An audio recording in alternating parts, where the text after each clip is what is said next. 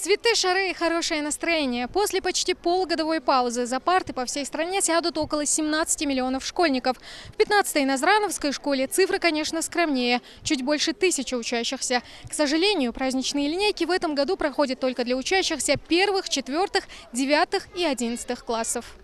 Свой главный праздник – День знаний – школьники отмечают весело и с размахом. Домашние задания и уроки – это все завтра. А сегодня только песни, стихи и танцы.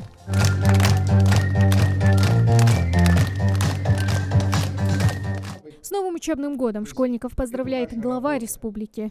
Вот школа – это не просто время получения образования, но тут и воспитание, осознание, сформирование мировоззрения. Поэтому мне хочется поздравить вас с таким прекрасным праздником.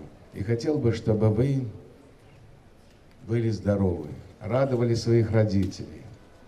Мамы, отцы радовали своих детей. Старшеклассники не огорчались, а готовились уже к своим экзаменам, к своему будущему. Поэтому дал эту баху. Напутственные слова для тех, кто впервые переступил порог школы от старших товарищей, сегодня звучат особенно трогательно. Примите наши наставления: не ссориться, не драться, учебники не рвать, спортом заниматься и книги всем читать. Для школьников День знаний – это нечто большее, чем просто начало учебы. К примеру, для Селимы Дахильговой это еще и день встреч, с кем не виделись почти всю весну и лето.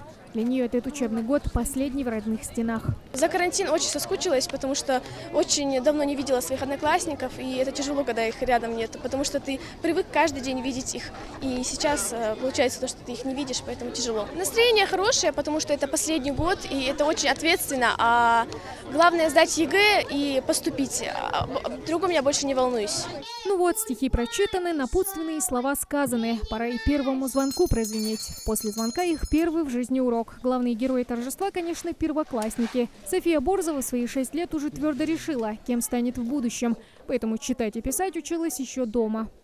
Сначала мы взяли себе форму, то есть сначала сделали метки, потом форму взяли, а потом рюкзак купили с принадлежностями для школы.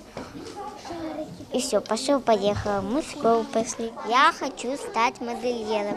Я когда увидела эти наряды, сразу заинтересовалась, попросила швейную машинку на день рождения. Мне купили, она не так уж и сильно шьет. Я пока что для кукол шью. У меня получилось красивую юбочку с патином шить. К новым учебным будням первоклашкам еще привыкать и привыкать, хотя многие из них и начали готовиться к школе задолго до. Я умею половину читать, половину нет. Большие не умею. А я умею много читать, только не быстро. Я сначала слоги читал, потом больше еще. Читал, мама мне говорила. Ребятам шагать в мир знаний поможет никто иной, как первый учитель. Она же вторая мама на все 4 года. Я преподаю уже 5-й год. Это не мой первый класс, но все равно волнение присутствует, как и у родителей, так и у детей. Я думаю, что все у нас получится. Желаю ставить цели и достигать их, мечтать и воплощать мечты в реальность, учиться и стремиться к желаемому.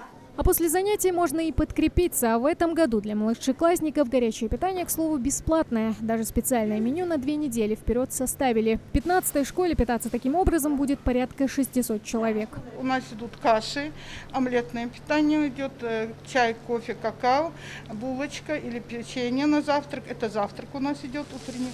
А в обед время у нас компактное идет питание. Первое у нас или гороховый суп, или борщ, или фасолевый суп, или рассольник. Типа этого у нас первое питание, первое идет. Второе у нас рыба, готовится с овощами она, с подливкой, с гарниром. К слову, основные занятия для всех учащихся начнутся уже со среды. Школа готова принять каждого из 1120 своих учеников.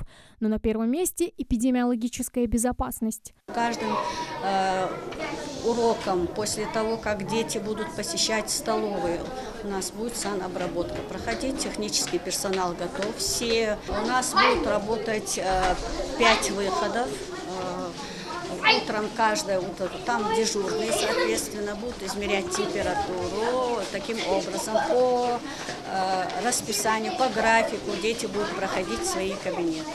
После классных часов ребята пойдут домой. Но это на сегодня, ведь путешествие в мир знаний для них только начинается. Тамара Хшагульгова, Магомед Таскиев, Новости 24.